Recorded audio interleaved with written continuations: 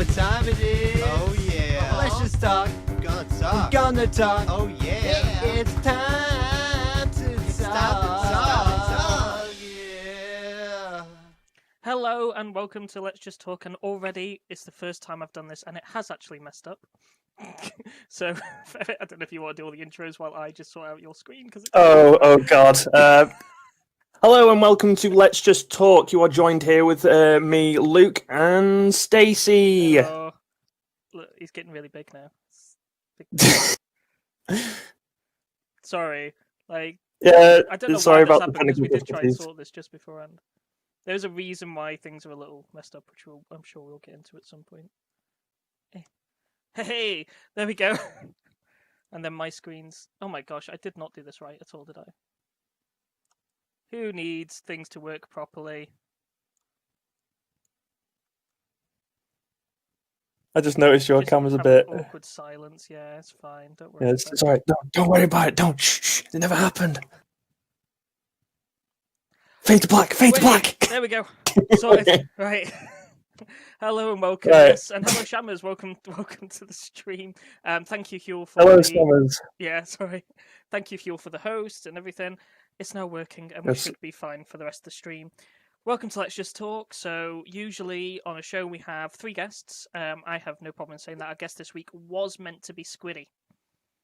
And unfortunately, if you haven't heard the local news, there's been his local news. His local news, yeah.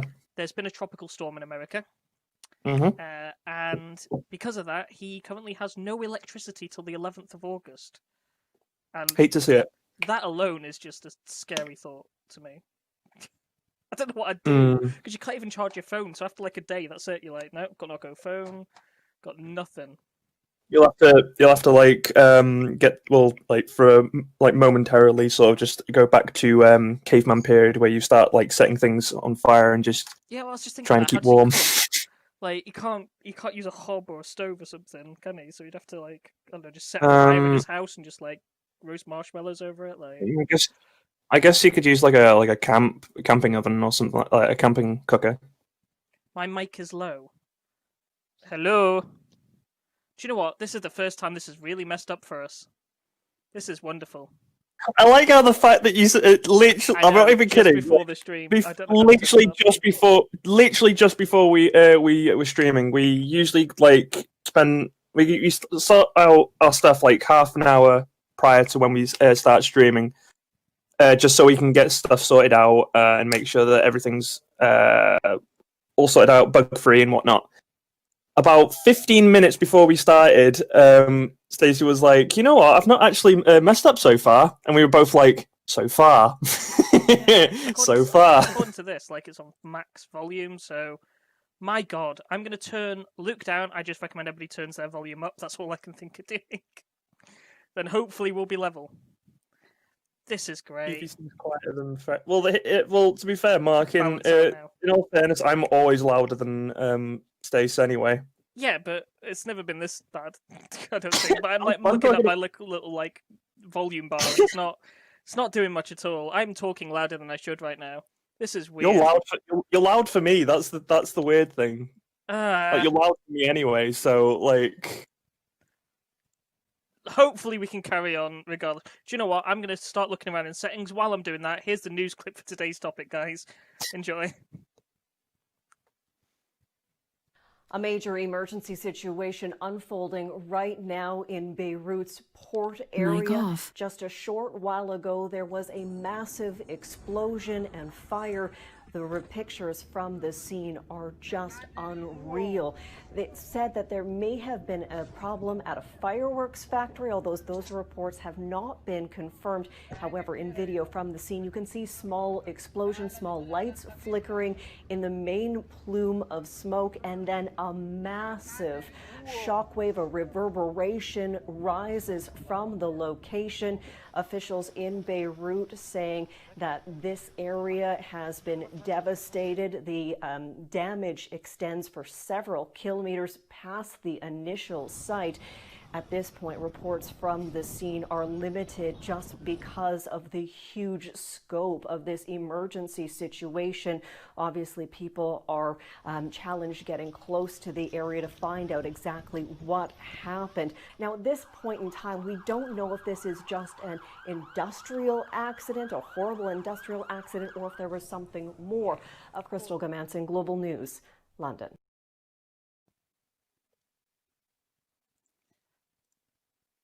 God, nothing's working today. Yeah, okay, so you've heard the mic off, mic on thing. It's something Yeah, I that heard is that built as into well. my headset, and usually nobody can hear it, and I just thought while I was trying to mess around with the settings, I turn the mic off. It does this little thing. If I press it, Mic off. Mic on. But yeah, anyway, back to the main topic. Beirut has had a massive explosion, and Mm. Jesus Christ, I've never seen anything like it. Like, it's really interesting. If people have been watching clips of it, that huge sort of shockwave that comes through, Mm. it's like watching a film. Like, I can't believe that it's real. It's crazy. I don't know if you've seen any videos yourself, Luke, about like. I've seen quite a few clips. Have you seen the wedding well, video? I saw that this morning actually when I was looking through Twitter. It's- They were using a droid of some sort to It was a Steadicam. film. Yeah, they had a Yeah, Steadicam was it a set up for Steadicam? it. Yeah, it was a Steadicam. Was It was it a a Steadicam? it was a I thought it was a it droid. it was a backpack built one. And because it was a Steadicam, the whole of the video is perfectly clear and clean, so you can see everything going off, but you still see this devastation, and you're just sitting there going, "So this is a film? Like this isn't real." It's incredible. Not even films can get the shockwaves right. No, they can't. Like, because you just see these people getting knocked over and all sorts. It's crazy. But this is how big the blast was, because I've done my homework. Apparently, the blast was felt 150 miles away in Cyprus. That's how big of an explosion that was. So if you literally on holiday in Cyprus, apparently they all thought it was an earthquake. That's what they felt there. So they felt the ground shake. They heard something, but yeah, they just thought it was an earthquake. They obviously didn't know what just happened. But this has got to be the biggest and worst explosion, apart from, let's not go into Hiroshima and Nagasaki and stuff like that. But No. I mean, in terms of something, that's not nuclear based, this has got to be the biggest accident that's ever happened on Earth. Surely. Yeah, it's an accident, but it's also just one of the biggest disasters like to be recorded at this point, considering it's literally just and pardon my French, but literally the entire situation is just one big fuck up on like many people's sides at this point. Oh my God, Because apparently, the backstory behind this is like the people that work at the actual port were confiscating, what was it, nitro something? Can't remember what the actual name of the actual nitrate. substance was. Yes, that. And they were confiscating that from some ships at one, like, I think it was about 6 years ago. Yeah, now it's not recent. Yeah, it's not recent. 6 years It's ago, been that's what I got. stored in the cargo at the port for about 6 years. Unsafely. And like what? Unsafely. As well. Unsafely. The important thing about ammonium nitrate, it's used in a lot of fertilizers. It's not technically illegal to have at all. But when you store it, you can store it in a certain amount of, togetherness, and then there has to be gaps of air between it, so that if an explosion happens, it has room to sort of dissipate out. So the worst you're going to get is a small fire. Yeah, but it wasn't done. They didn't do that. They literally packed it together with like no room or space around it. And apparently, they were apparently the people that worked at the this area were trying to get it removed or get it moved out as soon as possible. Apparently, they asked like the higher ups to remove it. 2,750 tons of it. Yeah. So they're trying to get the higher ups to remove this and put it somewhere else safely. And from what I gathered from this, either they didn't get back to them at all, or just ignored them. The reason or for said that, I do know the reason for that. There is currently a massive political shift in Beirut. There's literally a revolution on the streets at the moment where people are destroying government buildings and trying to topple the government in order to have a new world. But you have to bear in mind, this is a country that's right next door to Syria. So Yeah, it's not going to be the You know, Yeah, the it's a history there's not. it's constantly being war torn. Like Israel's moving Mm. into it every now and then, Syria's moving into it and taking advantage of the port there and everything that happens. So, Mm. yeah, It's there's a reason not why great history. they Not great didn't do history. much about it. Still, though, they should have sat there and thought, you know what, that must be highly explosive. You would have Mm. thought. Mm. And also, you know, that fire that was going off, you can tell by the size of the fire and stuff, that fire was going on for a long time and nobody thought, we better move that. I know it's 2,750 tons and it's impossible to move, don't get me wrong. But you'd sit there and think, right, let's make that a priority because it's right next to this big fire.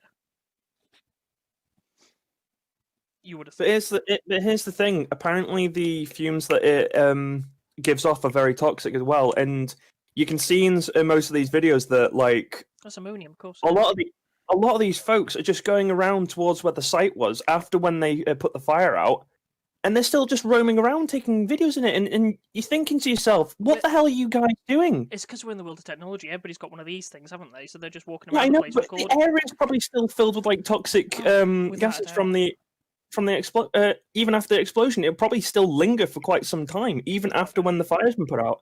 And yet here these guys are just out here just going, oh my god, Yeah, I need to take a video of this. Like, oh my god. oh my god. But It's like, get back, if this go happened in home, Britain, I know. go somewhere else, But get I know- away from the area. But I know if this happened in Britain, it'd be the exact same response. So I can't really say much. That's what I realised when I said go home, and then I thought to myself, wait, hold on. Oh, wait, they can't go home. Okay, scratch that. Go somewhere else, just away from that area. Yeah, I've got numbers for that as well. It's 300,000 people have now become homeless because of this explosion. Yeah.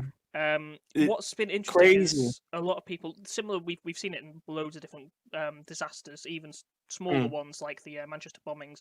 People have been opening their doors and letting people in and stuff. But then you've also got to bear in mind this is a country that's not actually dealing very well with the COVID crisis either. So Yeah, that doesn't help at all with the whole pandemic going on because it's such a double-edged sword. I want them to open their doors and help people come in and be safe. Yeah. But then they also need to worry about their own safety. But then that they also have to means there worry are people who are worrying about their own safety who aren't opening their doors for people who really need a home, and it's just. it's just one big shit show at this point. Like considering the hospitals of like it's been said, like the hospitals are already like preoccupied with like people with It's corona. and 3 hospitals were destroyed because of the blast. Yeah, in the blast, it's just boggling. It's mind-boggling, and it's like what was it? I can't remember if it's like the president, the prime minister, or something like the main leader. Yeah, it's the president. President, yeah. His take on it was basically, long story short, whoever was responsible for this will pay for the crimes, and it's just like, well, that'll be a lot of people. It doesn't surprise me though, because do you know what his history is? He's a warlord. No. So they have corrupt leaders, which is part of the reason the revolution's in place. Is because... Yeah, that doesn't surprise me then, especially considering that's all that that's pretty much all that you had to say about that. It's like, shouldn't you be more concerned about like fixing your shit? It's just like before, like such a big issue. The mayor said that it's going to cost billions for it to be repaired, but he did state out as well that billions the country does not have. That country is currently in economic crisis. That's something like there is nothing good going on in that country, and then they just have this thrown in on top of them. It's just not fair to them. It's the whole situation is just dumb. It shouldn't have happened. It could have been avoided. And that's the thing. That's the annoying thing. It could have been avoided if people actually just got their shit. I know it's not as easy as it sounds, but it's like if it's one of those what if scenarios. If people actually got their shit together and actually focused on like things like this, like holding up like something that's highly flammable and like highly toxic, like the entire situation would have been avoided. I've got a fan here that's blowing air on me and it keeps pushing air in my mouth. While we're talking about this, I'm just going to bring up on the screen for anybody watching. It's a slider of the before and after effect of the blast itself. And it's quite surprising the difference in it. I mean, that crater alone, the fact that part of the entire port is just gone is just crazy to me. So Yeah, literally, my response to it when we first saw this, because literally moments ago, my first initial response to that was, "Oh my god, the entire area just looks like it's been sandblasted." and it does my mouse. Crazy. It does, my mouse shows up. If you guys look here as well, Yeah, it does. that's a large ship on its side. Like these things, by the way, if you've ever seen these ships, they're built like bricks. It's incredible that you could topple one over. They've literally torn through ports before that when they haven't gone through properly, and that's on its side. That's just crazy to me. But on the bright side, Trump's commented on it, hasn't he? Has he? He said Oh, this isn't an God. accident, especially when you consider the fact that there was a fire going off in a fireworks factory, which caused explosions, which caused a larger explosion. That doesn't make any sense, apparently. No, it was an attack by terrorists or something. He's calling it a terrorist attack. He's calling it a terrorist attack. That's Trump for you. You know, they've arrested all the port officials. Well, they put them under house arrest, the port officials, while the investigation's going on. But it's a terrorist attack, surely. Like, but it's just. I have no words about that, to be honest. Trump, like, for God's sake, it's Trump. I mean, we've got 137 dead and over 5,000 people injured so far. Yeah. And they're still finding people. Like, they're still working through the rubble, and there's a possibility some people have just dissolved. Like, there is nothing left of them because of the explosion itself. Yeah, especially if they were like right up and up close and personal with the explosion, that would just eradicate them. Well, this is the thing. I mean, saw a video. Literally, it sandblasted the entire area. It just looked smoothed out almost, like someone just got a giant sander and just went like all over the port. Yeah, if someone was actually crazy. up close and personal with that, no, they would be disintegrated, like with a matter of seconds. I've seen a video. This is what's getting me of basically someone was filming and you can see the windows of the fireworks factory with all the little explosions going off, and I'm sitting there thinking, and he films the blast going off and him just being knocked over, and that's all the film goes to, and I'm like, have they found that footage? Is that guy alive? How has that footage survived? He was literally on the building next to it. That's the only way I can describe it. Well, the only thing I can say about that is if it was uploaded online, then either they were live streaming it or they managed to survive and actually managed to get it. They actually managed to get it put online. Yeah, that's the only way. If it was live streaming and it cut out, it would have just like it would have probably saved the video that has been there already. Saved the video and then put it up. That's a fair point. But chances are maybe they might have survived. I hope they have. If they do, if they have, then bloody hell, they're lucky to walk away from that. But we're talking about I mean, there's so much more to this. The more I look into it, the more crazy it is. So you've seen on those pictures, there's this building that still seems to be standing in the middle. If you don't know what those are grain silos holding 85% of the entire city's grain. And you're talking about a country as well that's going through economic downturn, through war-torn explosions, all this sort of thing. They've lost all that grain. And yeah, I heard about that as well. They so not only is it lost homes, you've also got starving people now. Yeah, I can't imagine what it must be like just to be there at the moment.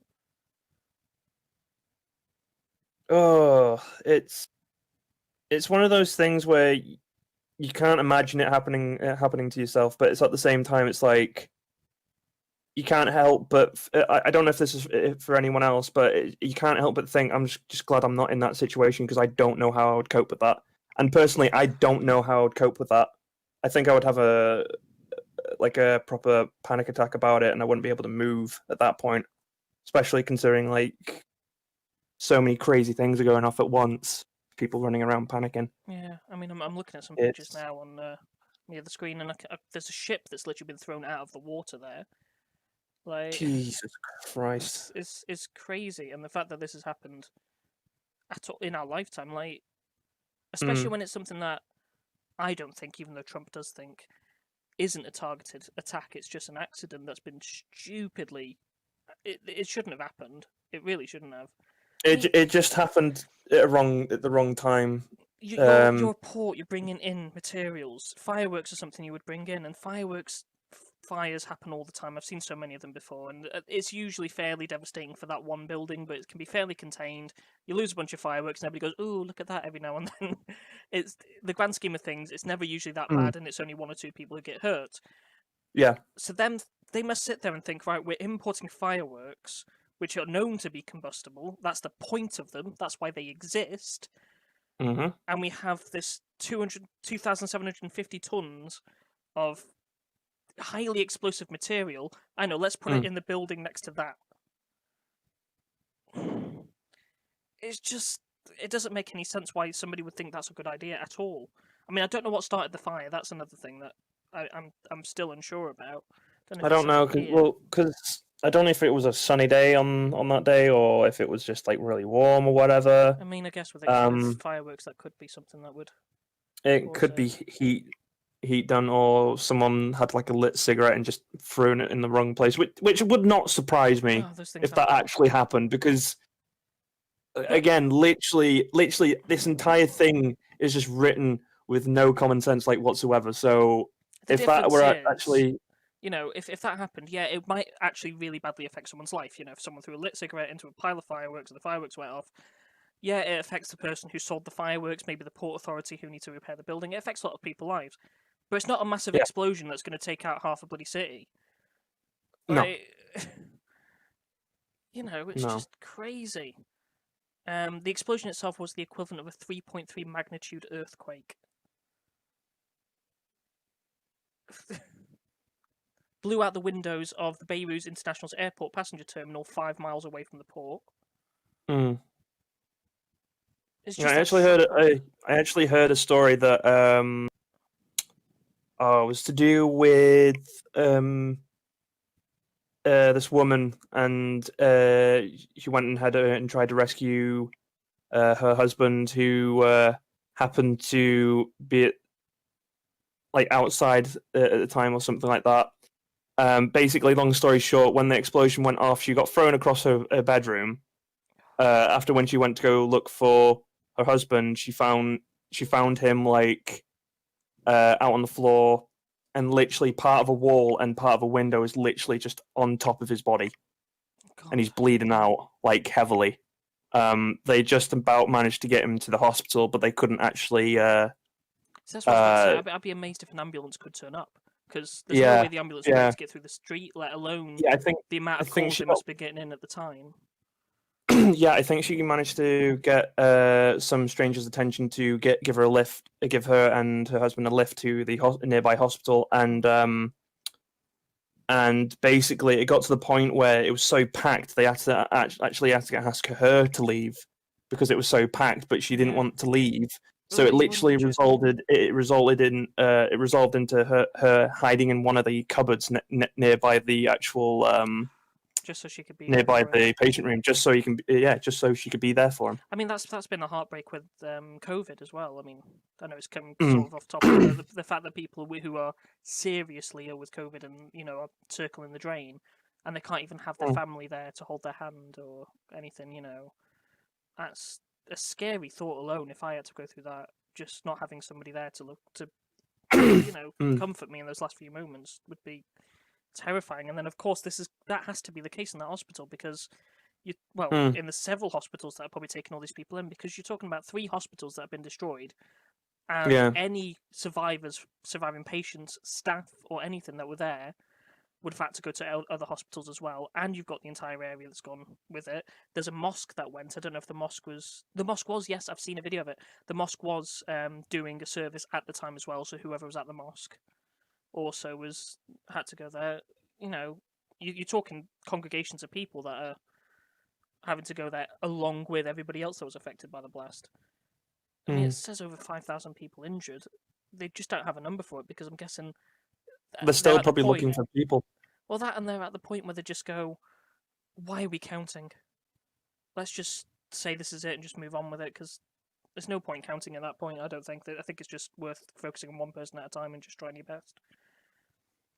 I think there was actually another thing that I saw on Twitter. I don't know if it's still on the main headline, but apparently they were going to have like a small group of people that were actually going to go look for missing pets and animals that may have been Aw, in the That's filled my disaster heart. as well. That's filled my heart. But I don't know if it's still on Twitter. I'm looking for it right now. I don't know if it is. Nope. The only thing I do see is another thing that I don't know if I should get into because it goes off topic. You can mention it quick, see if we want to. Jake Paul. Oh, okay, yeah, no, I'm gonna avoid that one like the plague. I'm sorry. Yeah, I know. Literally, it's like the main headline on the I'm not surprised. on Twitter. That's a Twitter type kind of. No, it's really bad. Like, When you were telling me about the story Yeah. about this one person, I remember seeing another video of this, and I was screaming at the screen. I was screaming at it because I've done this as well, and I'm sure we've all done this because there's we've got mountains outside our windows, and there's this mountain that we can just see. It goes over to I think it's Dainiolen. I think it goes up to that village up there. And there was a huge fire there a few years ago. And I remember just staring at my window at this fire, and you could see the blaze. And it's quite far away, but you could see the blaze from where I was and stuff. And that's what people were doing when they were there as well. They were, going to the Watching windows and watching this fire, which you do. There's a strange fascination for these things. And there's this home video, and it's really upsetting. It's sort of like a nanny cam that someone's put in their house of this woman holding a child who's also looking out the window, and another child that's got his head pressed up against the window watching this. No. Yeah, and I'm just sitting there going, oh gosh, please no. And of course, the explosion happens. The camera manages to catch everything. They're unharmed, and it's incredible, but it's a really weird thing that Oh, happened. thank God. It must have been the type of glass it was made out of something, but the windows actually blew out of the, surrounding wall. The frame of the window came out, and the window didn't smash. So they are the luckiest people I've ever seen alive, especially when you consider two kids. It fell on top of them, and you can see them moving things off, and they're perfectly fine. But I thought, Jesus Christ, how lucky can you be that the glass didn't smash at that point? It just the whole frame with the glass came out. Them surviving is one thing, but that's going to stick with those kids for the longest time. PTSD. That's going to mess. Incredible. That's going to mess them up big time, and that's mean- probably the saddest thing about it.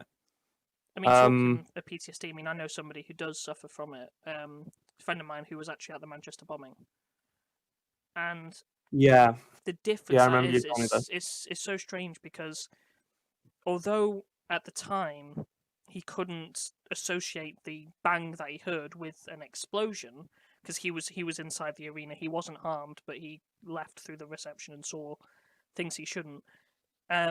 He doesn't always have to associate a loud bang or a burst as something to do with that explosion, but it's usually if he's in crowds of people and then he hears a bang, which can just be because he loves going to gigs and stuff, and he's still trying to because he doesn't want his attitude is he doesn't want the terrorists to win, kind of thing.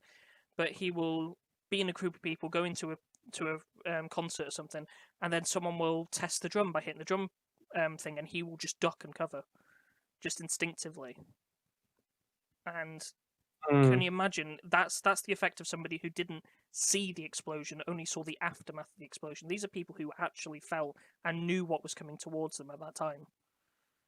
So, what kind of thing would trigger someone like that is just terrifying.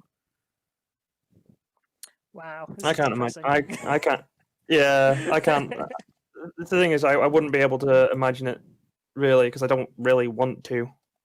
But I guess that's just a primal thing that you just don't want to think about stuff like that at any time really. The only thing that's perhaps making I don't know actually because I don't know how PTSD works. I'm not a doctor. Yeah, I'm not a doctor either, but a country that has been inflicted by war and they've heard explosions all the time. This is a normal thing for them because they're right next to two of the biggest war-torn countries in the world at the moment.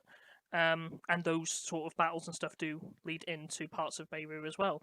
I don't know how much of Lebanon's seen it and whether the kids have been sheltered from it because Lebanon itself is actually quite protected and quite well contained. It's quite far away from the mainland. But most of them have seen some sort of conflict. So I don't know whether or not they're used to it. But could you be used to it because of the size of it? I don't know. It's just strange, the human psyche. I mean, I don't know, to be honest. Like, I'd imagine you get used to it, but at the same time, it doesn't get easier because it probably is still quite distressing because you don't really want to be in that situation. No one does. No one would want to be in that situation. I remember someone we used to be in contact with in a previous server, saying to me once, we were playing a game together and we heard an explosion on that person's side. We went, Jesus Christ, everything okay? And she turned around and she went, oh yeah, someone's just been shot outside. And I went, okay, well that sounds worrying. And she just went, no, it happens all the time. So, I don't know, can you be desensitized to this I crazy don't stuff? know. I guess I guess it depends on the person, really. I guess it depends on like who the person is. She and what was from their Bosnia, by the mental- way, just so have some sort of context of the country Right. that was involved with that. But can you get? I mean, this is obviously a massive thing. Like, you know, they're not going to see a giant, huge explosion with a massive shockwave coming out of it every single day. But is there a certain level of disassociation? I mean, obviously the fireworks might have worried some people hearing the bangs from the fireworks, but everybody seemed to be staring and taking videos of it. So maybe there is some sort of part of you that says it's okay. I don't know. It's weird. I don't know, but if we keep going on this topic, we'll probably end up in the rabbit hole eventually. Yeah. Like, bottom line, I don't think anyone who doesn't put up with that on a daily basis in their lives could ever imagine what that's like. We both definitely could not imagine what that's like at all. I've seen it We've held by a police officer. That's about it. I've never heard one go off. I've heard guns go off because I used to live next to an army training camp, and they used to train. Oh, okay, that's. It's so you play a video game, you hear bang bang, and it's not like that. It's a weird sort of. It sounds like someone's shooting a BB gun. I don't know how to explain it. It just doesn't sound as threatening as you might think it is. So that's about it, really. That's all I've really experienced. I don't think I've ever like. I used to just hear them at 6:00 in the morning going. I think the most I've ever experienced, like, which is nothing compared to like what other people, what these lot experience, but it's still quite scary for me at the time, especially when you're like 14. But you already know the story, but I won't get too much into it. But I have had someone threaten my life at one point. And it is a scary experience to have someone threaten you and be quite deadly serious about it, especially when they start throwing lit cigarettes in your face and all that. But it really does put things in perspective. Like, although it is an issue for you to have had, and I'm not trying to downplay what went to. No, that's why I'm saying that's why I said it's probably nothing. It is nothing compared to like what these lot are experiencing, but it's like. It just goes to show it literally depends on the person. Really, it depends on like it just what kind makes of me life. wonder if this explosion happened in the middle, I don't know, of Manchester or something, and it was felt all the way to where we are in Britain. Would we have a completely different reaction? But then again, we would also be in a much more financially. I mean, I know the economy's terrible here at the moment, but we are still a rich country, and we could really easily come back from this. That's a country that. I don't know. They're probably going to have that view for the next 20, 30 years. Just crazy thought. Because they're just a country that just can't afford to fix it. I mean, unless I don't. It's probably just wishful thinking at this point. But it's like and I'm saying a very big if the pandemic subsides and we all end up getting our shit together.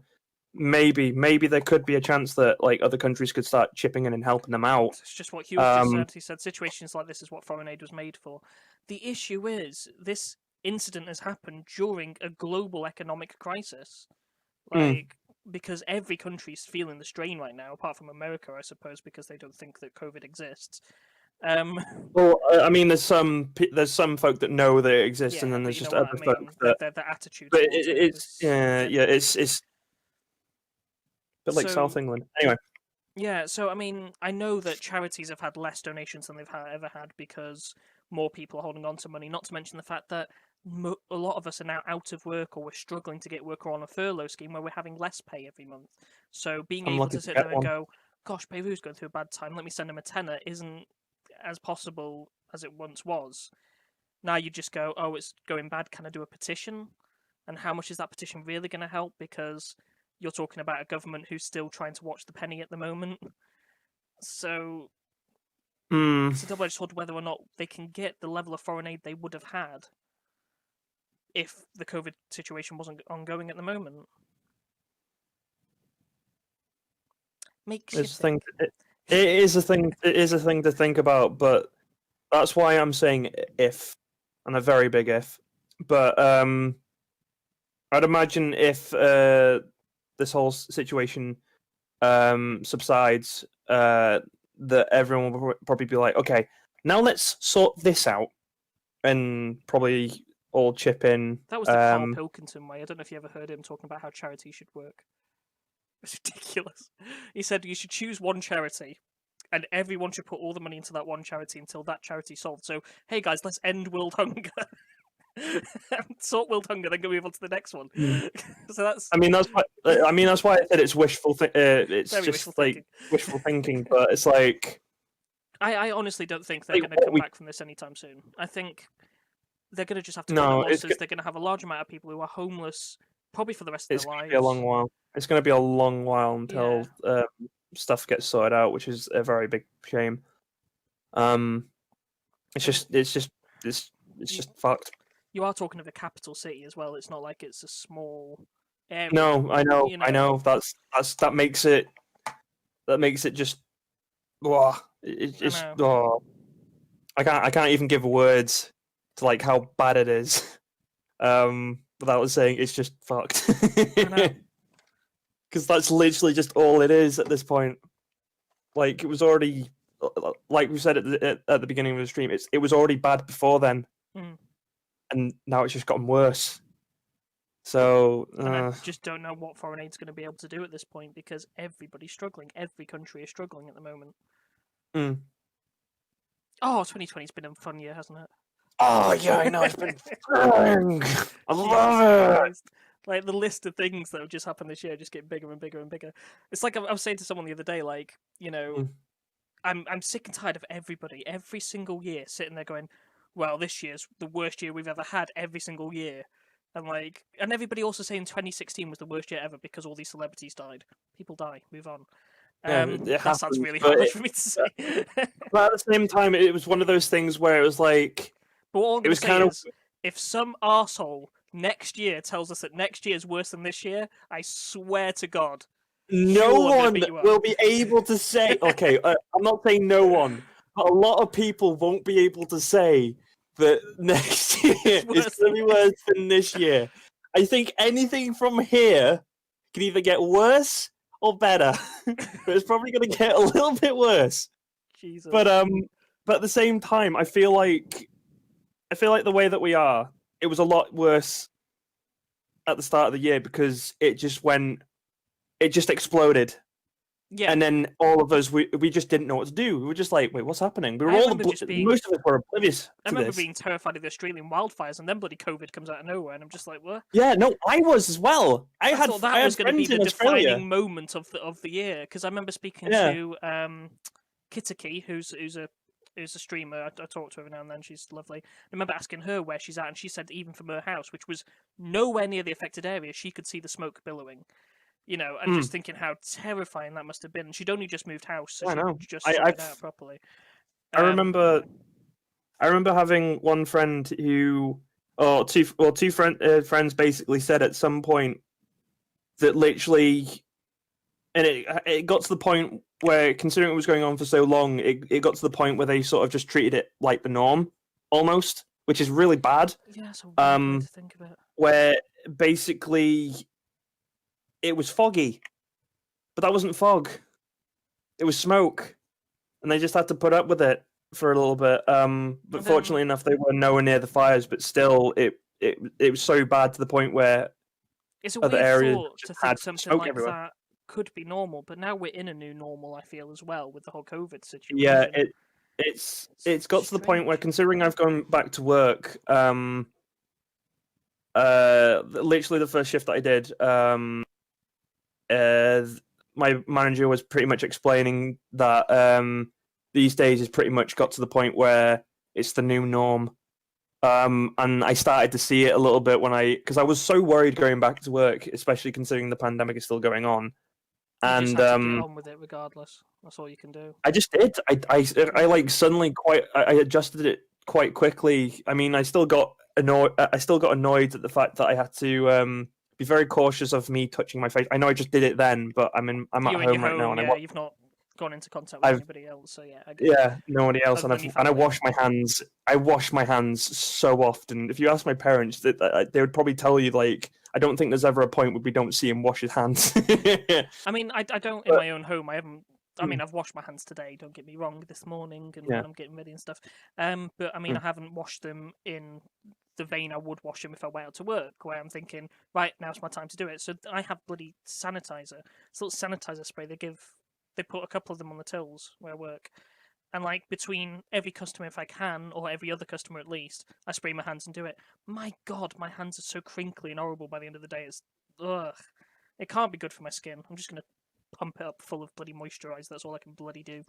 I thought that was hand sanitizer, but I was No, gonna. that's I moisturizer, thought you were yeah. gonna say I'm just gonna pump it with more hand sanitizer. I was like, No, that's all I can do is just sort of Yes. like try and moisturize my hands more because Mm. weirdly, washing your hands dries them out. So yeah, It's the yeah, we weird all thing. learned that the hard way. like my hands are almost painful at the end of the day because I'm just using this Mm. sanitizer constantly. But I work in customer service, and you know this. You work in customer service, and I don't know how your store operates. Some of them operate differently, but we are still in the vein where if somebody puts an item in front of us, we have to pick it up and scan it and put it back down. Which means that if somebody has picked up an item who has COVID, has coughed on it and put it down, that means that COVID's on my hands, and now I need to sanitize my hands. So I'm Yeah, sanitizing I it do that. constantly to try I do and... that. I do. The way I do it is that it's like I know this is. I don't know if this is the best way of doing it, but like when I went on the tills for the first time on my second shift, basically I waited until I did like a few more customers or cleared a queue, and then I would spray it like every now and then with hand sanitizer. Yeah. But there was literally a point where a customer came up to me saying, "Do you have any hand sanitizer?" I was like, "Well, we sell some." It's like, "No, do you have any that I Yeah. can use?" And I was like, "But it was one of those points considering we have to use it only for ourselves because if we start giving it to customers, we're going to run out like very very quickly." That was And the point we were at. We are now at a point, weirdly in our store, where we do have hand sanitizer for the customers. It's a completely different sanitizer than we use, and it's the reason we use the one we use is a spray that we've got rather than a gloopy thing like this. Yeah, we have that as well. The spray allows us to just go quickly between customers, and it still has the alcohol content and stuff that's necessary to kill the virus. In fact, these days, which is very weird if you've looked at some hand sanitizers, it literally says kills COVID-19 on the bottle, which is just really odd. It is really odd to look The at. customers are given the gloopy stuff because they can put all their items down, gloop their hands while we're working and stuff. It's not as bad. But there are certain limitations. Like, I work in a petrol station, it's important to say, so I often get fuel cards and stuff coming in. And the amount of time someone will give me a card and I'll say, look, you can do that on your own. I am not touching it. Although I'm touching things from people every day, if there are items that I don't have to touch, I will not touch. So people being in their own bags, I do not pack people's bags for them unless they're elderly or infirm. Then, I'd feel bad if I didn't. And cards, fuel cards. If people, even the loyalty card that we get, the loyalty card I can just scan with my scanner.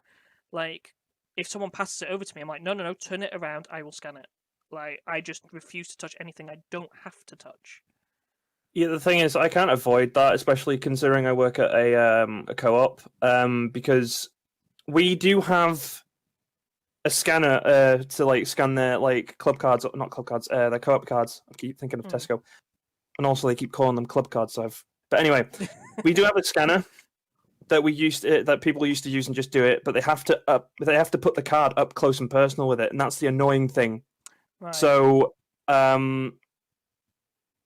considering we've had a screen put over our kiosk now, I see. they can't scan it as much as they used to, so I have to like scan them for them. Yeah. Because I don't think because the glass is quite thick, so literally you've got about that much gap between it. That and the scanner. So you're literally just trying to slot it between. Literally, people were trying to do it, and and I realized, oh wait, they can't scan their cards now. I'm gonna have to do that. So that's when every now and then I'll spray like hand sanitizer. But the hand sanitizer that we have is actually pretty good, but it's really really strong. Literally, there was a point where I put some on, and literally I would have my hands like at this distance, and I could smell it from there. Oh, God. And the first time my manager gave me some hand sanitizer, I was like, yeah, whilst we're having this conversation, because he was talking to me about like what's happened. It's like, can I have some of that hand sanitizer? He says, yeah, sure. And he just shifted it over with his foot, and I was like, all right. And then literally as it came out, I went, oh. And he's like, yeah, that's like 75% alcohol. I was like, yeah, you don't say. I can smell it from here. And he's like, yeah, that would put some hairs on your chest. I was like, what the hell? I think it already has. And it's a weird thing as well, because especially for customer service people, I'm sure Hugh has this weird feeling as well. Masks are weird. And like I implore everybody to wear a mask if you can. Like don't I tried to. I tried to. Yeah, I don't tend to wear one at work, and I know people are going to sit there and say, well, you're a dick now. I have a big Perspex screen in front of me. I'm fine. Like, I don't necessarily see the need for me unless I'm on the shop floor, then it's a different thing entirely. But you suddenly have this disassociation every now and then that you've got a big Perspex screen in front of you, and someone's walking in dark clothing, because, let's face it, people are depressing, and a mask. And you just go, this isn't normal. Like, I'm gonna get robbed. It's just such a strange world where that is now normal. I just don't understand it. It's weird. I don't know if you felt like that at some point, just gone, if this was different, I'd be being robbed right now. No, not really, because we don't really get. I feel fortunate enough that I've never really been in a situation where someone has tried to rob the tills, and I hope I never do, because I don't think I could deal with it very well. We've got panic buttons, but anyway, like, because most of the thieves that we get literally will just try and be sneaky and then occasionally leave with a bottle, but we end up catching them on cam and then getting the police involved, and it's sorted. But these days when I do look around and I'm just seeing load of people wearing masks, it is a bit weird. I'll say that much. I'm just like, there's points where it hits me just going, this is the new norm. I don't know how I feel about this. But yeah, I will literally try and wear a mask. I've tried, like, both times at the start of my shift. But considering how warm it gets in the building and how I'm still trying to adjust to the temperature of the building, because I'm so used to the temperature in my room now, it could be boiling at this point, and I wouldn't feel it that much. I could be fine. And now I'm going back to work, and I'm having to adjust to the temperature of that building. I end up like sweating, like with my mask on. No, literally every now and then I'm like, okay, don't touch your face, don't touch your face, don't touch your face. And I'm like trying to adjust it slightly. Yeah. And it gets to the point where I start sweating even more, and I'm like, no, sorry. You just use hand sanitizer, then you touch your face. That's how I've done it. I'm a massive face scratch and pick my nose and all sorts. I'm terrible for it. But like, yeah, just make sure I use my hand sanitizer, then I can deal with it. And it's so funny sometimes that really irritating itch on your face, like on your nose or something, and you just go, okay, sanitize. Oh, like what we've gotten used to is using our sleeve. Yeah, I used to do that. I used to do that a lot, but now I'm every now and then I will grab my sleeve because for some reason my forehead starts to itch more when I go to work, more than my nose, which is weird. So every now and then you'll just see me get my sleeve and go. No, that's how and I it probably when I looks first so bizarre went to other work, when people. I was doing that a lot and scratching like that and stuff. But now, I want to do it more now that I've done that. God. I'm sorry I'm touching my face so much. Like, it's this fan over here. Do you know what? I'm just going to move my hair behind my ear. That'll probably be the best idea. You won't be able to hear I've me. got hair all over my face. So do I. Try and do it like that. Ugh. I've got hair all over my face as well. Whatever. Beardy McBeard face. Jesus. Beardy McBeard face. Yeah, what a comeback. Just like boat face back all those years ago. We were talking about Beirut. Yeah, we were. No, it was something you mentioned before. It just reminded me of a story I'd heard about the 7/7 bombings. So for those who don't know, the 7/7 bombings were the large terrorist bombings in London not too long after 9/11. Oh. Yeah. Oh, right. And my mum, working where she does, she sees a lot of customers all over the world sometimes, and all over Britain particularly, but all over the world sometimes. And she was talking to this one person who was a paramedic. No, wasn't. Sorry, was a passenger on the underground train that was that exploded on the 7/7 bombings. He was perfectly fine. He was in one of the rear carriages, and one of the front carriages blew up. And immediately he just went into life-saving action mode, which I like to think we'd all sort of do in that scenario after you come to terms with what's just happened. And he went up to this one guy, and he could just see this guy sort of. There was a hole near him, and he was hanging through this hole, and it was on the floor.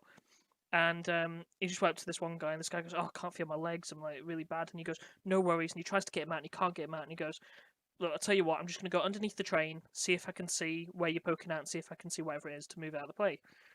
He goes, "Yeah, fantastic." And he goes out and around, and he notices that the guy's just missing the entire lower half of his body. No, I knew you were going to say that. Yeah. That's why I started grimacing this It's- like halfway through your story. Oh It's my a god, genuine no. story. It actually happened. And I don't know, I can't remember the full story, whether he'd gone back to explain that to him or whether he just thought leaving it to it. I don't know what you would do in that scenario after finding that out. Would you inform the person? I don't know. But it just made me think, when you were talking about a story with the Beirut thing, and it just made me think of that story again. I don't know why. But I thought I'd share it with the group. Like, because that's probably the biggest catastrophe I've seen in my life within my country. Let's see if you lot will be able to sleep after this. But that's probably the biggest catastrophe we've seen in our country in our lifetime. That's the only thing I can think of. And then there's a whole new generation of people. Like, I've got my little niece. That's I think my niece is coming around tomorrow as well. That is 1 year old. She turned one literally. Was it what day is it today? Thursday. 2 days ago she turned one. So she's that small, and like, I'm just sitting there thinking, like, the 7/7 bombings and all this stuff I've seen. She doesn't know any of this, but she's going to have her own level of hate and terror, and whether that's going to be at the degree we've seen, I don't know. I hope it's not. Yeah. I haven't seen. It's almost like sitting here now saying, "Come on, Islamic terrorists, come on, perk up your ideas." I haven't seen a coordinated coordinated terror attack since the 7/7 bombings. It was 9/11, 7/7, then they just went, we'll just do the odd one. And it's. I hope that means that my niece is going to grow up in a world where, without a doubt, she's going to grow up in a world where there will be some sort of terror attack. I'm sorry, it's just the way it's going to happen, and it will happen within our country, and she will see that on television. Whether she'll be involved in it, I don't think so, because she's around the local area we are, which is just so rural that nobody really cares. Nobody has a reason to sort of attack us. But whether she'll see the level of coordination they had on the 7/7 bombings or the 9/11, I don't think so, and I hope not anyway.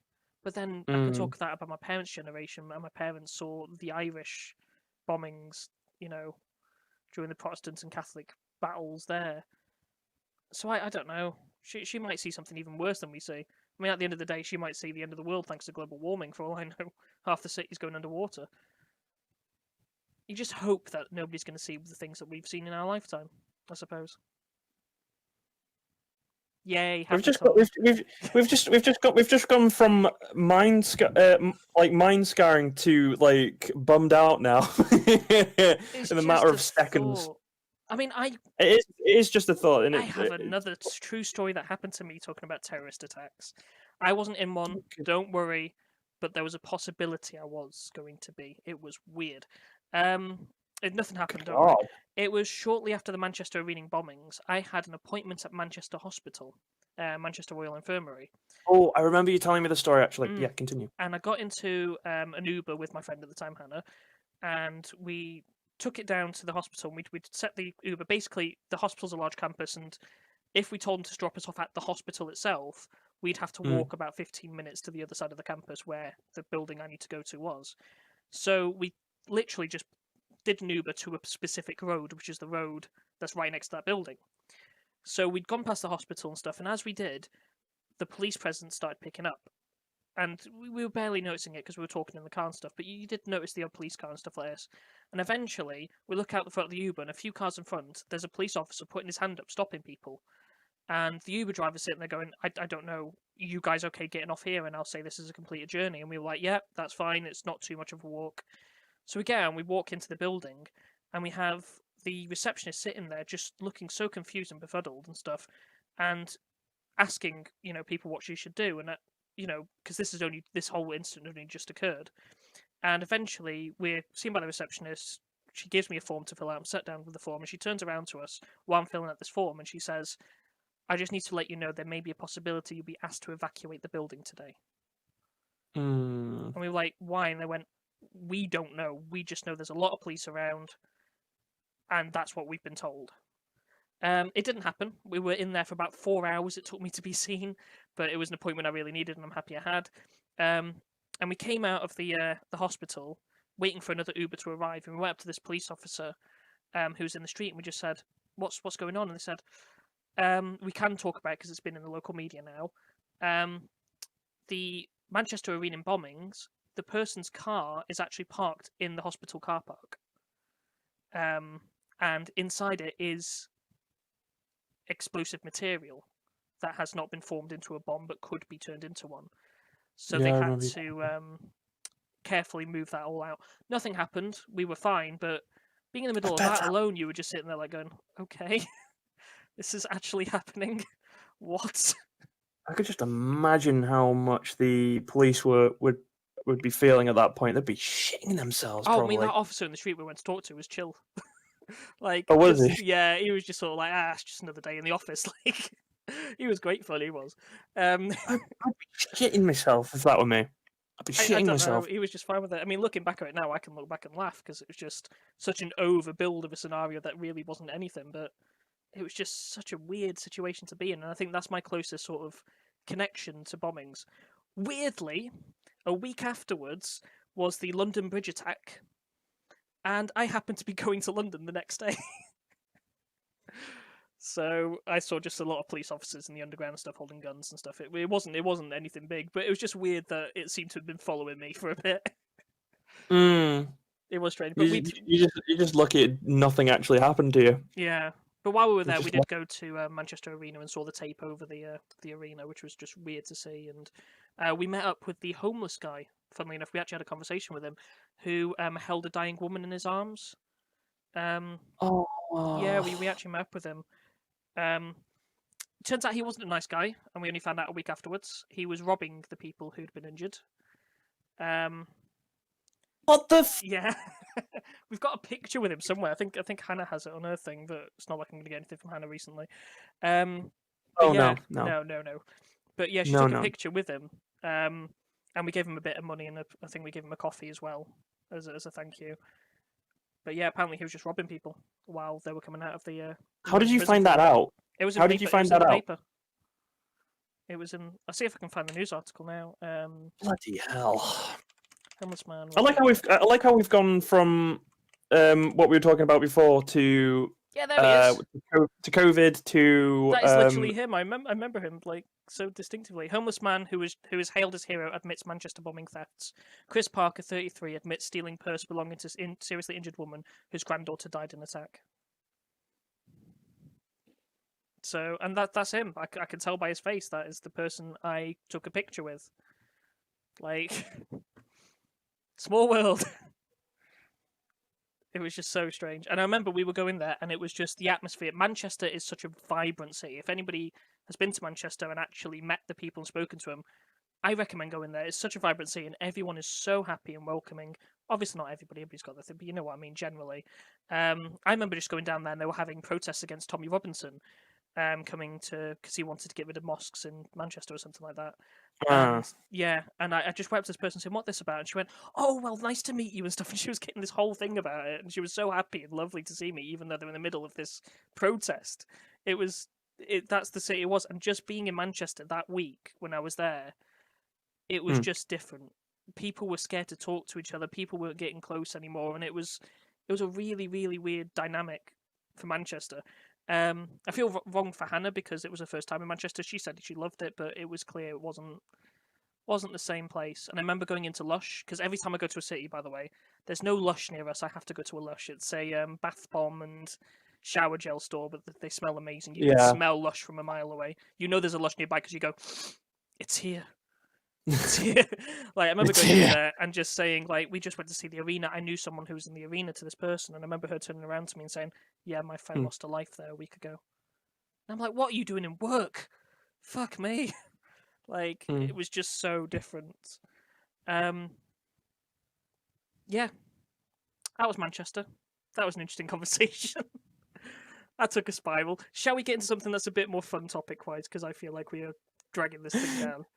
Like, we've literally went from explosions to COVID to working in retail to terrorist attacks to homeless people robbing injured women. Yep. So I'm going to change the topic to the email we've had in. Luke doesn't actually know this email, so it'd be quite interesting to see his reaction. Anyway, this is the email we've had in when it loads. Question is, do you believe in aliens? What kind of sighting stories would you believe and not believe? What makes a source credible? I'm sorry, but I couldn't help but snicker at that because that was not what I was expecting at all. No. I was expecting something like really... A part of me read that email and thought, we're not going to talk about this, but I thought, you know what, there is a lot of conversation about that. That is quite interesting. So first, do you believe aliens exist? Let's start with that. I don't know. Like, to be honest, all I'm going to say is I want to believe. I want to believe. Because it would be so freaking awesome if there was actual life, like, outside Earth. And it is a really cool thing to think about, but at the same time, it's one of those things where it's like we've had this like conversation for like years and years and years and years and years and decades. Which is scarier? Is like the fact that there's life outside Earth, or they're actually alone in the universe. And it's that one thing that we always go back to when discussing aliens. It's always an interesting concept saying that we're alone in the universe. I mean, like, there's billions of us on this planet. It's not like, you know, we're lonely particularly, let's face it. No. But it's the fact that we, for some reason, want to think of Earth as one thing rather than the billions of people that live on it that all have their own friends and connections and stuff. Like, they all have their own lives living in that, and then we're sort of worried that we're not going to meet another alien. Like, it's a strange... Yeah, it's like there's too many of us. We can't avoid each other. It's just like we can't get away from these lot. It's just like get me on a spaceship, aliens. But personally, I believe in Stephen Hawking's theory. And now his theory is that the universe, due to the Big Bang and its explosion, is constantly expanding, and due to that, it's infinite, because it will continue infinitesimally, so it is an infinite thing. And therefore, under the theory of it being infinite, there has to be aliens somewhere out there. It also means there is also an alien somewhere sitting there called Stacy, who sat down doing a podcast with a Luke, doing this exact same thing right now, speaking this exact same conversation, because the infinite universe theory, which I think is fantastic. It's a brilliant concept. But I mean, I doubt the Big Bang we'd be the center of the universe with the Big Bang. That can't be the case. So surely there must be, you know, loads of other planets, loads of other galaxies, which we know there are a few more anyway. And there's got to be one that has some life on it, surely. Like, it doesn't make sense to me that we could be the only ones. I mean, also, didn't Mars have rivers on it at one point? Yeah, it did have water. They did at some point. They did find water sources on Mars. I don't know how long ago it was, but they did eventually. No, they disproved that. Well, that sucks. There we go. There goes my point. They've disproved it. It's just the reason they thought there was rivers is because there are grooves on the Martian surface that look like rivers, but no, apparently not. New research published in Nature Geoscience suggests that most of the valleys were caused not by flowing water, but by water melting beneath glaciers. There's still water on Mars, then. You know what, bugger off. I don't care that it's disproven. There's water there. Shut up. Yeah. I just saw it come up saying, there were rivers on Mars? Probably not. And I went, no. Yeah. That is such a contradictory statement that they just made there. I should have read that entire paragraph before I started saying stuff. Yeah, it's just like... Jesus Christ, that's not fair. There's not water there, but there's not water there, but there was no rivers, but there was water. Because there's glaciers. There's glaciers. No water, just glaciers. If these are giant glaciers that melted and created funnels, that was a river. I'm sorry. It was Also, chances are there's probably still water there, but it could have been just like sunk into the soil or the Mars soil. It must have been dried out by now, I would have thought. Like, I mean, we don't know that. I mean, I want to say we don't know for sure, but apparently someone knows for sure that there's no water there. But yeah, glaciers. Jesus So, Christ Almighty! I I don't wish I know. had read that entire sentence before I started speaking. No, Oh to my be, to, be, gosh. to be honest, I actually preferred that you read it like that because it's just The adds comic value entertainment in value. it. But like the other part of that email was, what conspiracy theories would we believe in? What sightings would we believe in? That kind of thing. And I'm going to say none. I honestly don't think there's an alien sat there in Area 51. I'm sorry.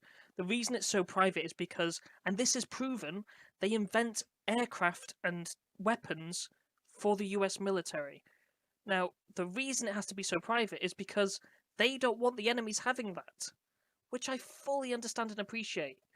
I really, really do, and they've proven it because there was a jet that they were developing, if I remember correctly, that they developed there, and that helped them win some sort. Hang on, I'm going to Google this again. Lots of googling today. Air 51 jet. Google. When in doubt, Google. I'm sure if I put anything in Air 51, there you go. Oh, there we go. 6 top secret spy planes developed by Area 51. So, that is the U2 Dragon Lady. I'm sure Huel is loving every moment of this. Yeah. I'm going to read out some of the messages that he put out. It's like, the A12 like they never said Fox no Squad. water there, Luke. Just no rivers. What did they develop for the U.S. Army? What was the jet for? Because there was That's the one there I was knew the about. SR. And Huel's going to like this. It was the F-117 Nighthawk that they developed in Area 51, which looks like something out of a sci-fi magazine if you've ever seen it. It is a spy plane, essentially. It is the first one that was supposed to be silent and not being able to be seen by anything. Yeah. And I remember watching a documentary which made me laugh so much about Area 51. What they used to do to try and fool the I think it was Russian spy planes during the Cold War that were trying to fly over to try and take pictures of Area 51 to see what they were making. What they used to do is they used to build a fake jet, which was just a hollow piece of something, on a stick. And they used to put it out on the airfield so it looked bigger with the shadow. And then the spy plane used to look over and go, "Oh, look at the size of that jet. I don't want to mess with that." And that was while they were developing the F-117. So that's all it was. I don't think there's UFOs and all that crap, and I don't. That's why I say I want to believe, but it's like at the same time, some of the stuff that people come up with, it's just like it's they're probably thinking way too much into it. But I do want to believe in aliens. If there are some aliens out there, it would be so awesome to know I don't that. think they've but got here yet. I think there would have been a much more of a. I mean, I just feel like if an alien they probably- landed, there wouldn't be a point where the president goes, "Right, hush this up." He'd sit there and go, "Get the cameras out. I'm going to look like the best president in the world. I've met aliens." Like, yeah. Especially, can you imagine Yeah. Trump meeting aliens? Oh fucking hell! Jesus. No, yeah, it's like he would say some sort of bullshit like I represent for the world. I represent the rest of humanity. It's just like no, you don't, mate. Stand down, sit, go to your kiddie stools, stay there. Let the grown-ups take care of this, okay? Yeah, Huel's got a great point there. Sorry, I just saw that. They could be way behind us technologically. But under the infinite universe theory, there's also an alien species out there that's much further ahead of us technologically. Yeah, Think probably. about that. Yeah. That's a terrifying concept. Besides, hang on, we know when we're going to be aliens because so far this hasn't been wrong. I need to find this. I don't want to say it until I've got all the information in front of me. Sorry. So how was everyone in chat? No, I don't want the date of when the film was released. I want the date that it was actually happened. Right. We are going to meet aliens on April 5th, 2063. Okay? The reason I know this is Star Trek has not been wrong so far. They predicted the invention... No, they didn't predict the invention of automatic doors. They existed beforehand. Bugger. But they predicted the invention of the tricorder, which, by the way, now exists. There is a handheld device that can scan a human body. That's a real thing. They invented smartphones, essentially. They invented tablets. They invented, like, half the stuff that we actually have and use on a daily basis. Touchscreens. Touchscreens was invented by Star Trek, let's face it. Right? Skype. Yeah, there you go. Skype as well, Huel. Like... Skype. So they're so correct that we are definitely going to meet the Vulcans On April 5th, 2063. Yeah, he's just said 3D printing Replicators, equals yeah. replicators. Yeah, it's a very slow replicator, but yes, it does work like one, I suppose. It makes so much more sense. But on April 5th, 2063 is when we invent warp drive. By the way, warp technology is in design. I know this as a fact. They have managed to create a stable warp bubble. But I don't know, that's apparently years away from them actually implementing it. They haven't passed anything through the bubble, but they've created a warp bubble, which bends space-time, by the way, if you're wondering what it does. But that's apparently when we're going to make the first warp drive, according to Star Trek, and that is when the Vulcans are going to notice there's a warp signature on Earth, and they're going to land and introduce themselves. So 2063 is when it's going to happen. Now, the question is, there's 2 alternate universes in the Star Trek universe, okay? If you didn't know. Do tell. There is the universe where they go, oh, Vulcans, nice to meet you. Wow, we're part of this whole intergalactic marvel. It's incredible, which is not going to happen, let's face it. Or there's the second option, which was the Terran Empire. That's what they were called. It was the Earthlings who decided that actually they just wanted to kill the aliens when they saw them. So the Vulcans landed and they just shot them. Which I feel like is the much more actual reaction. It's just one going, ah! So that's the question, whether or not we're going to become a race of people going, wow, we can learn so much from these beings from the stars, or whether they're going to go, kill them all and we'll steal their ship. Like, Bang! I think we all hope normal Star Trek is our future, but you know about the alternate universe one, I'm sure, Huel, and the Terran Empire and stuff. It's just an interesting thought. He says, I hope normal Star Trek is our future. I think we all think that. Yeah, he's fully aware of the Terran Yeah. Empire. I can't speak. Those are some of the best episodes of Star Trek because it's just completely opposite to everything. I fucking love those episodes. But, like, it is an interesting thought if the aliens landed. The Terran iPad. What? Do I need to Google the Terran iPad? Is there something to the... Or is there something I said by accident? I said Empire. I don't know. I must have said it by accident, I guess. I don't know. But I just thought that was funny. No, it just sounded like what Luke was going to say was the Terran iPad. A Terran iPad, yeah. This is it. So far, I don't think, even crop circles... Crop circles do confuse me. Because they are real things that actually exist. And that is really strange. Unless it's just some big, like, elaborate prank that someone's just went through the effort of just, like... It's the Banksy of crop circles. Yeah. They just decided, you know what? I'm gonna do that. I'm gonna do this thing. I'm gonna call them crop circles, and I'm just gonna confuse the fuck out of people. Why? Because why not? I have time on my hands. I'm gonna do it. What was that film that they proved was completely bollocks about that alien abduction? If I start typing in, I think I know what you're talking about, but I could be wrong. It's the family's name story. I know it was something like alien abduction, the blah blah blah story. I know it was.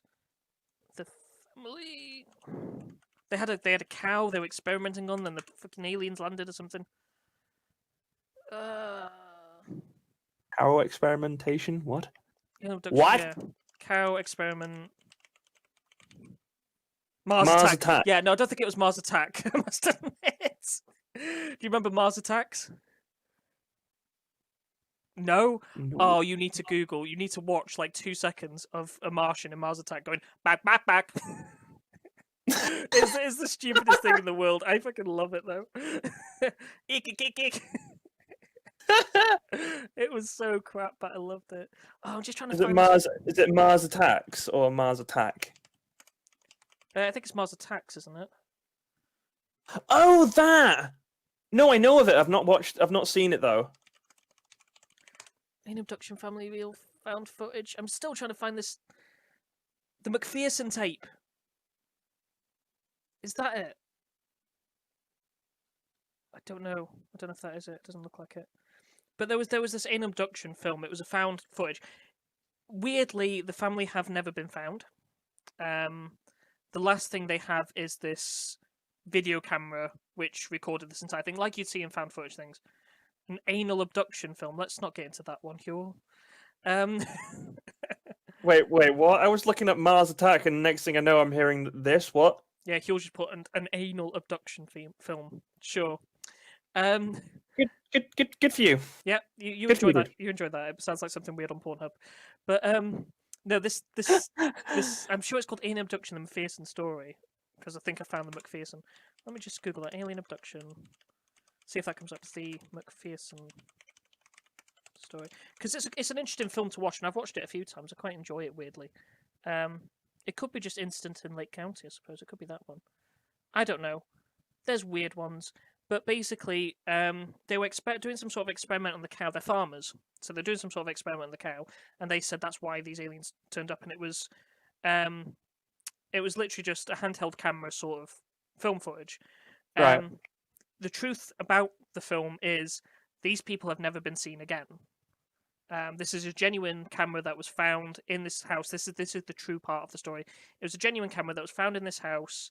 The date of the film coincides to the disappearance of the family, and the family have never been seen again, and to this day have not been seen.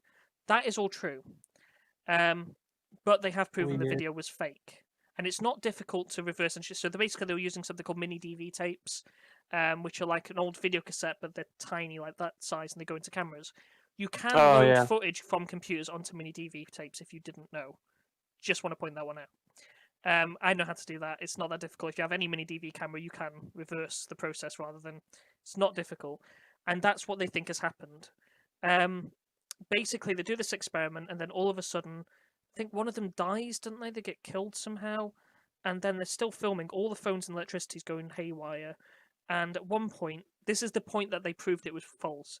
An orb flies in through the house, and you can see the orb in the video, and it bounces across the place and hits and enters somebody's body.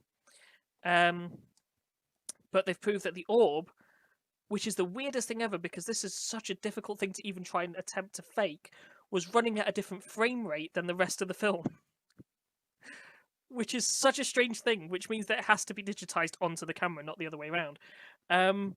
So they knew that because it had a higher frame rate for the orb than it did for the film, it couldn't have been real under any situation. Not to mention the orb showed as if it was generating light and didn't actually light any part of the room. There are little things like that as well. So they know it's fake, but the weird thing is the family's never been seen again to this day. Yeah, that is the weird thing. Which is, yeah. I'm Googling, I think it's the McPherson tape. I'm Googling it. No, it's not. I've just seen a picture of it. It's not that. They have got the other weird bit of the film is right at the end of it, you actually see people look like aliens, and I mean the stereotypical, green, weird-faced aliens walk into the house, and you just sit there, and go, "Wow, this has really, really spoiled the realisticness of this film," and it's really weird because the film ends with this alien looking over at the camera and doing this, like the force over the camera, and as they do it, the whole thing starts blurring out and starts going weird. Now we'll know if this film is genuine is if I go missing following this conversation tonight. let's just hope that doesn't happen. I somehow doubt it. I'd like to. I want to watch that film again now. It's an interesting thing to watch, and if you watch it, you just go, none of this makes sense. It's obviously fake, but where are they? It's weird. I don't think that is. Is it that one, Found Footage 101? I'm sorry, I'm still looking for this thing because I'd love to see the film again. It's been such a long time since I've seen it. Yeah, it's just a strange thing. I'd love to see it again, but there's no chance this actually happened. I'm following the Area 51 story as well with that. Do you remember Alien Abduction, the film that Anton Deck did? Oh, I can't say I do. It was an expose on the alien abduction story that happened years ago. When did the alien abduction... Gosh, I'm Googling everything. Alien abduction, UK, film... No, it's not film, it was a found video, I guess is the correct way to say it. Which, it was supposed to be about Area 51. Area 51... It happened in the 60s or something like this. I can't find it. But basically, the idea was that a piece of footage had been found from Area 51, and had somehow got in the hands of two people who, in the UK, who'd distributed it to multiple different media networks, showing a real life alien abduction. And in the video, you can see this alien belly and stuff, and them doing all this kind of open and doing everything they do with it. Now, this is the weird thing. All Anton Deck did in the film was they portrayed what was told to them by the actual people who had done this video. They claim to this day that they had genuinely got a copy of a real alien abduction. But the copy of the film was destroyed in its transportation from America to Britain. They'd gone to America to pick it up. And as such, because they promised this film to somebody for a large sum of money, they invented their own film, which is what created media attention, made them essentially millionaires overnight. And they claim they only did it because they were trying to cover up the fact that they had broken and destroyed this one film. However, most likely they just made a fake alien abduction film, which was convincing because it convinced a lot of people across the world. And they just made money out of it. That's all they did. That's why I think. Hi, Past Life. Welcome from your Past Life. I don't know who Past Life is, but hello. Sorry, just looking at the chat. We're talking about weird things. If you're listening, we're talking about aliens. Talking about aliens and fake tapes and families going missing. See if I can find the people that did it. If I Google Anton Deck, it might come up with them. Look, I'm just gonna leave you for momentarily before I end up relieving myself. But I'm just gonna go to the toilet real quick. I'll be back in a moment. Fine. I will talk about that. Chat. Keep Evie company whilst I do. They did an anal probe. That film has nothing to do with anal probes, Huel. How dare you? So yeah, the guy was called Ray Santilli, and he did it with someone else. And I'm trying to find all this information. My gosh, I wish I'd looked into this before I started doing this. 1990 film. I'm just gonna see if I can find the other guy's name. But yeah, they were the people who claimed that this video was real. And if you do watch the Alien Autopsy film, All Good Aliens is fun. I'm putting an old PC together. Oh my gosh, Past Life. Tell me what specs that old PC is. I hope it's a really old one and we can just geek out on the old stuff. I will show you something actually while I'm talking. That is a rarity in the old PC tech, and it's going to get really technological and weird. Twitch doesn't show D-Live messages and vice versa. Well, this has been a mess of things. I'm going to have to just read out some of the chats as they come up. That's the only way I can do it. But yeah, he claims he actually did get a video of it, and they claim that actually the video was remastered and reworked and refixed, but unfortunately they dug it underground for nobody to ever find it again because they thought it was too much power and stuff. But yeah, Past Life, tell me your specs of your computer. I want to show you guys a marvel here. So this is in a Ryzen holder because I've got a Ryzen processor and I've got this stuff here. But this processor isn't a Ryzen processor. This is a classic, and it's very rare these days. It's in a museum, I think. This is an AMD Athlon 64. Don't know if you guys can actually read that. This was the first 64-bit processor ever made. Not this one. It was obviously this generation of chips. And I nicked it off somebody's computer that they wanted to get rid of because I thought that is just awesome and I wanted it. So AMD Athlon 64. It is worth about £4. It is not worth anything anymore, but I love it just for prosperity's sakes because it's a classic. It's the AMD Athlon 64. I love it. Talking about computers and alien things. But can we all whoever's listening just have a little moment for Squitty? Good old Squitty, who at the moment is still trying to sort out electricity problems because I think there's trees on his power lines or something. Thank God Luke's back here so I can stop waffling for a minute. Sorry. I think I've literally, as I was going to do what I needed to do, I've realised that nearly every single episode that we've done so far, I've done without fail, halfway through or like 3/4 of the way through, I've gone to the toilet. Yeah, usually I have somebody else to help me fill the space, though. Yeah, I know. That's why I felt bad because I was like, either I hold this throughout the rest of this stream and feel uncomfortable, or you'll end up seeing me slowly go. God. Yeah. Jesus. Oh, here we what go. did I This miss? is, What did I yeah, miss? sorry, someone's working on an old computer. It's going to be a media PC. It's a HP Elite i5 2100, 8 gig CDR3, rendered up and used parts and stuff. Oh, that's awesome. That is fantastic. So that's not that old, and you could easily use it as a media PC. That's awesome. Sorry, I know it's geeky stuff. I was talking about a rare processor I own. I thought it was going to be older than that when you were talking about it. I thought it was going to be like Windows 98 or something, but that's cool. Yeah, you should definitely make that into a media PC. Well done. Thank you for telling me I did great, Reese. I feel as though I stunted a bit there, but I was just You waffling. do great without me anyway, because you do most of the talking anyway. Because most of the time, when it comes to like Reese is in the Reese is in the YouTube chat. YouTube chat. Yeah, sorry. Apparently, Restream's not working on Twitch at the moment for some strange reason, which I don't know why. I mean, what are you looking at to look at the chat? That's a weird question. Yeah, what are you looking at to look at the chat, Luke? Twitch.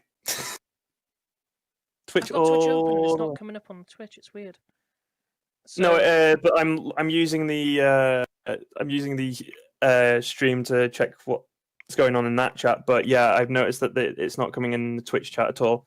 oh, we're gonna have a bunch of fixing things. But yeah, as you're doing that, but yeah, to be fair, Evie does fine without me most of the time anyway, considering she can hold a conversation a lot of the time. About crap. Well, yeah, so do I, but but that's what I mean. It's like if one of us gone missing, at least like one of us could try and hold a conversation. Hopefully, I don't know how I would do in these circumstances, especially when it's a live stream, because most of the time when when I waffle on, usually it's recorded. It's pre-recorded, not So live stream. So the bits where you don't. I can delete the bits where I waffle too much. Yeah, precisely. Gosh. Live stream's a little bit different. So usually at this point we would do some sort of, guest's topic. But as you can see, we're without a guest. His topic was actually about what's going on with him at the moment, the electric and stuff, the tropical storm there. Yep. But I feel bad to do that topic without him because he's got first-hand experience, and we're hoping to have him on the next show. So he's still hopefully going to be on here. But the only thing we can think of doing then is just talking about one of our personal topics, something we haven't really mentioned. And I've come across this, I've mentioned this a couple of times, but not really gone into it in depth. The work I'm currently doing, I say, I mean, I'm just on Facebook spouting shit, but the stuff I'm trying to do to try and change something that could come into effect within, I think it's only a few weeks away now, in the UK. So for those of you who do not know, even though everybody probably does know, I'm transgender. Meaning I was assigned male at birth, and now I identify as female, and that's how I want to go about my life. And the weird thing about being transgender is that I use women's bathrooms. Because, let's face it, when I'm in a woman's bathroom, nothing can happen. It's a stall. I'm inside a closed room. This is why it's aggravating me. Boris Johnson, who is the Prime Minister of the UK, and Elizabeth Truss, who is the Equalities Secretary, which is just a stupid thing, have come up with a new law. Now, this law is fantastic because it is going to stop gay conversion therapy in the UK, which is incredible. However, it's also going to stop the Gender Reform Act, which I can go into further, and it's going to stop trans women, specifically, being able to use women private spaces, including bathrooms. Now, for people who sit there and think, and I just need to explain to you why this is such a big issue, it's not so much as me going, well, I always like to use the women's bathrooms. Why can't I use the women's bathrooms? It's the risk it puts on me if I don't. Yes. I feel like these days, I like to think I do anyway, I pass fairly well as female, and when I'm out and about, especially when I'm on a night out and I'm dressed up to the nines and I look the best I possibly can, people don't recognise. I've been approached by men who don't know. I don't really lead them on, don't worry. Usually because they're just weird and creepy anyway. I've witnessed this firsthand, and it's not comfortable. Oh, Huel, there's one day where you didn't recognise me. Oh, I feel special. Was that just the day after I came out? You're like, who the fuck's this? But no, like, the issue is if I go into a pub or a club post-COVID, obviously, and I Yes. need to use the lavatory, I've got one of 3 options. Now, the safest option for me to use is disabled. And it feels bad that I have to segregate myself to be to the disabled, but at least no assumptions can be made for me. Maybe I'm just one of those people who likes to use the disabled bathroom, which does exist. But that's not available in every place, and you're usually separated to male and female. It would be illegal following this law for me to go into a women's bathrooms, and if I was found illegal of that, I would go to prison. And thanks to the new law, I would go to a man's prison, which, of course, being the person I am, I was walking down the street with a red tartan skirt. I love that skirt, and I miss that skirt. That skirt's destroyed. It's been worn far too much. Yeah, the disabled in the UK is a separate restroom, yes, Reese.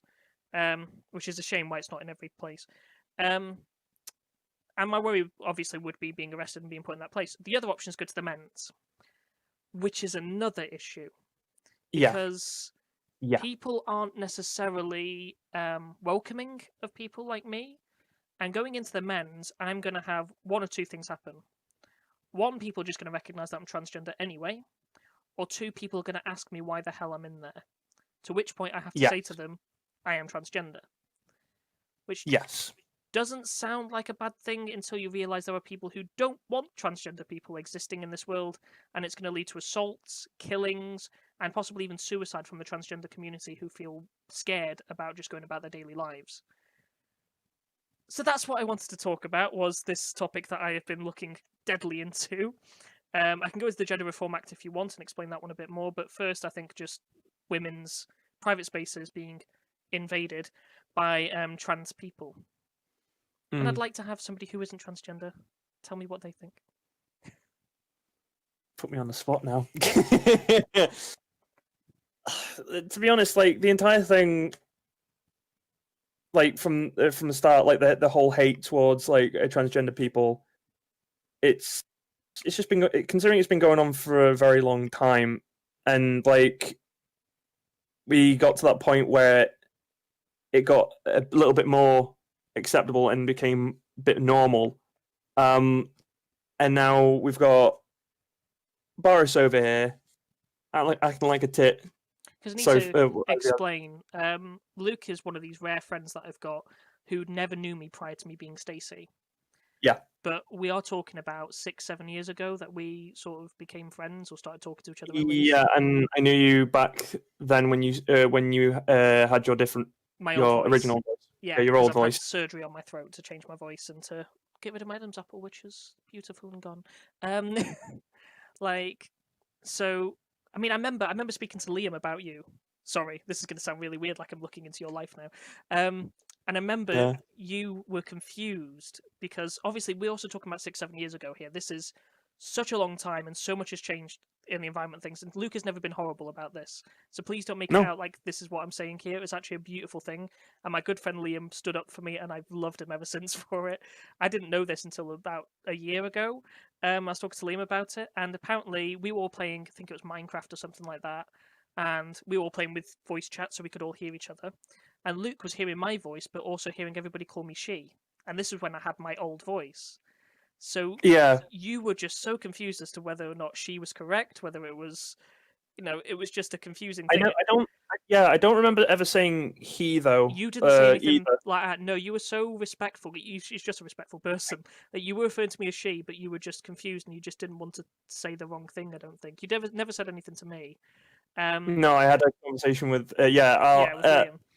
I'll take over the story from here. I did have a conversation with Liam after when we were playing. I exactly remember what it was. We were testing a PvP map through that Stace and. Was it the first one we did together then? Yeah, it was the first one we did. It's the first one we did together. With the snow golems. And I was like. I was after when we were on call. I think it was I had a conversation with him in college, like the following day, and I was like, I think it came to that point where I was like, so why were we calling Stace? Is she like? And then he was just like, she's transgender. I was like, oh, that makes so much more sense. Okay, cool. Oh, fair enough. That was literally my reaction towards all this that. is why I love you guys. Like, Huel I was is just like- possibly the best person for this, and you wouldn't expect this because Huel can be quite outspoken at times. I'm sorry to call you out on it, Huel, but you can. But We love Huel's you, though. reaction to me has always been, I do not give a shit. And it is the best possible reaction you could have. Like, I'll come back to him like, oh, I'm transgender. And you're like, and? Like, just Yeah. transgender. And you're like, I don't give a shit. Just carry on with your life. I don't care. Like, and that's the best reaction. And that's the thing. Like, if you can just sit there and go, okay, I'll call you she. That's the end of it. Like, do you want to go and have a pizza? Because I've really done with this conversation. I can't be bothered. Like, that is the best thing. You're not making a big thing out of it. It's just a beautiful, beautiful thing. And I've always thought Huel was the best person in the world because that's his reaction is, I really couldn't care less. Which is just great. And it was similar to you. You were just all like, oh, okay, that's fine. But we also have to remember this is 6-7 years ago, and like these are rare reactions back then. I mean, it doesn't sound like that long ago, 6-7 years. But 7 years ago, I would leave my flat to people yelling at me on the street, to stares from absolutely everybody I saw, to people threatening to kill me on a daily basis. And now I'm at a point where I can walk out the street, and I know me passing the way I do helps a lot as well. But I don't get that as much anymore. I don't get it at all, to be honest with you. I get it from people who start to learn about me. We've had calling out something that's happened here. I'm sorry if it offends some of the admins on the Outhouse server. We've had an incident recently. We have. We've had a few bans recently, which is why there's been a. I just like someone to have like still play games with. Yeah, and you and me will still play COD, not COD, COH Company of Heroes sometimes, Huel and stuff like that. What was I saying about? I've lost my train of thought. Outhouse banning. Yes. This has happened recently. Yeah, this has happened something recently. They've had a few bannings, which is why if people have noticed, there's a new section called potty training, which is literally if you are dumb enough to not understand this, you are not allowed on the server. Like it was supposed to be a entire thing to say you can't be this stupid coming into the server, and we are demeaning you if you can't get past this point. And like you don't really know this, Luke, because you're not an admin. Unfortunately, I feel like this is all new information for you. Some information. Things. Yeah. So we had a couple of incidents in the past. The first one wasn't too horrible. It was a bit of name calling, but it was a guy spamming constantly to a point where it was becoming an issue to other people, and he was tagging people and stuff like that. He was the first one to go.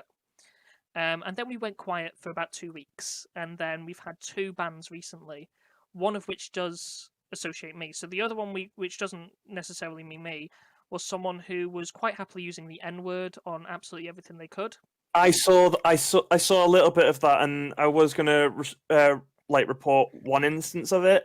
And then I saw the message just disappear, and I was like, "Oh, they can handle this." Yeah, but still, that shouldn't have happened. What people didn't see behind the scenes was the fact that I was getting messages from this person telling me that I should be allowed to use the N-word, and calling me the N-word and stuff constantly. We gave that person far too many chances, and we shouldn't have really, because I remember it came into a huge conversation in the admin chat, and we just at the end of it went, "We shouldn't have even given him a second chance. He's just gone," and we banned him. He's not coming back. The third one does involve me. So although my voice has changed and it is a much more feminine voice, unfortunately I still talk in a masculine manner sometimes. The reason for that is because of the work I do. When you go to speech therapy, you are told that you must talk in a very quiet way and with your voice high and in a way that's more reserved, which sounds more feminine, but it means that I can't put my point across. I find it very difficult to get that voice and get people to understand what I'm talking about, especially when I'm doing activism work. I'm on TV, I'm on radio, I've been on stage, and I've had to shout across an audience of over 100 people and tell them that they need to listen and change their lives, otherwise people like me are going to get more hurt. It's important that I have my voice and that I can talk the way I can. So I've gotten used to a fact of perhaps talking in a more harsher way, in a more masculine way, in effort to try and get my point across better. The issue is some people will hear my voice still and still think that I'm a man. It kind of bothers me because that's like that's just what you're just saying right there is literally just one big stereotype, like how people should talk. No one should speak in a specific way. They should speak in a way that they feel comfortable with. It's Yeah. like, Mine was and just based upon the work I did. Like I was very much told to speak in the quieter, more high pitched voice, and like no, I I always don't feel like I have like. to speak with a lisp when I do that. It's horrible. Um, No, to be honest, I prefer you to just speak as yourself, just be Yeah. yourself. Like, but I still like remember the time when, like, the first time I heard you with your new voice. I was so happy for you. it was Like, such a difference. It is a massive I was difference. Trust me. over the moon. I was like fangirling over this.